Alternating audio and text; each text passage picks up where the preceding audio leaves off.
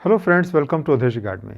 Friends, today we are going to start a new chapter, that is ethics in private and public relationships. Friends, we cannot apply the same moral standards in the public affair what we apply in the private domain. So there are different moral standards for the public and for the private domain. So this is a very important chapter of ethics paper, and we are going to learn about this particular topic. And today in the first lesson we are going to learn about public and private ethics. So let us first recollect the concept of ethics.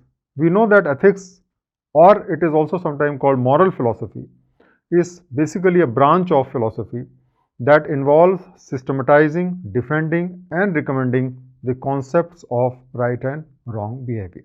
So in ethics what we do is that we decide what is right and what is wrong in a particular situation, and we present that in a very systematic manner, and then whatever we consider is right or wrong, we defend that, and then we recommend as what we should do in a given situation. So that is in short the introduction of ethics or the moral philosophy. However, our moral values keep on changing depending upon the situation. One of the very interesting thing is that people often follow different standard of moralities in their public life and in their private life. Sometimes, people may be very corrupt in the public life, but they may be very honest with their family members. So they may be faithful to their spouse, they may be taking care of their children, but as far as the job is concerned, they may be corrupt. On the other hand, there are people who are very honest in the public life, but they are not moral as far as the personal domain is concerned. They follow immoral practices in the private life, for example, extramarital affair or other immoral practices. So a person who is having an integrity will be ethical or moral in both public as well as in the private life. So it is very important for us to have a consistency of ethics in public as well as private life. Our ethics of public life have to be grounded in ethics in private life. That means unless we follow the same ethical values in our private life, we cannot become a very successful public servant, and we cannot follow the moral standard in the public life. If there is an inconsistency in ethics between what we do in the public life and what we do in the private life, that can have a very disastrous consequences. Let me give you an example. There was a great Hindu philosopher and social reformer, and his name was Keshav Chandra Sen. He was very much opposed to the child marriage, and he was leading a movement against that. But what happened that he married his own underage daughter to Maharaja of Kuch, Bihar. So he was against the child marriage in public, but in private life, he got married his own daughter to a Maharaja. As a result, what happens that he lost trust of his followers, and his followers abandoned him because such an action exposed his campaign against the child marriage as hollow. And so we have to see that we should be consistent in our public and private life. So let us first talk about the private relationships. The private relationships involve the relationship between individual and the close family members or friends. For example, our parents, our spouse, our children, our uncle and all that.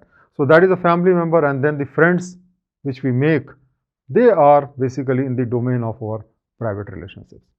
In this case, what happens that members know each other for long and they understand each other at the deepest level. This circle is a small circle. We have a very long-term commitment, and so we know each other very well. So ethics in the private relationship provides intimacy, trust, love and compassion. So it basically is for a different purpose, because that will be providing you intimacy, and then we will trust each other when we are in the close private relationship. We'll love each other and we'll have compassion for each other. Now, if there is any problems between the people within the private relationship, they will try to sort out the problems by mutual agreement and negotiations. Let us now understand the nature of the public relationships. Now, what happens that this private relationship is limited only to few people. It cannot be applied on a very large domain. So when the size of the members of any group become very large, we have to follow a very different standard of morality in the public domain. So the public relationship basically involve those type of relationship which is between individual in the public sphere. For example, when you are a civil servant, you are dealing with large number of people whom you don't know personally. In the same way, when we are working in the corporate, we are responsible to a large number of clients and vendors and the people who are our bosses or the people who are working with us. So when we are ethical in our public dealing and with our public relationships, then what happens? We get respect from the people, we get attention of them, we also enjoy power and authority because people respect us, and we also get materialistic benefit. For example, we get salary, we get promotions and all those things. So one very important thing is that a civil servant is basically a public servant, and he must keep the public interest in mind when he is performing his duties, because that is what the civil services are for. We are public servant and we have to work for the welfare of the public. We shall define what is public interest later in this particular chapter. So let us understand what is the meaning of ethics in the private and public relationships. Now, private relationships are for a small group of people. They often lead to self-interest, where the person is interested in benefiting the self and the people related to him.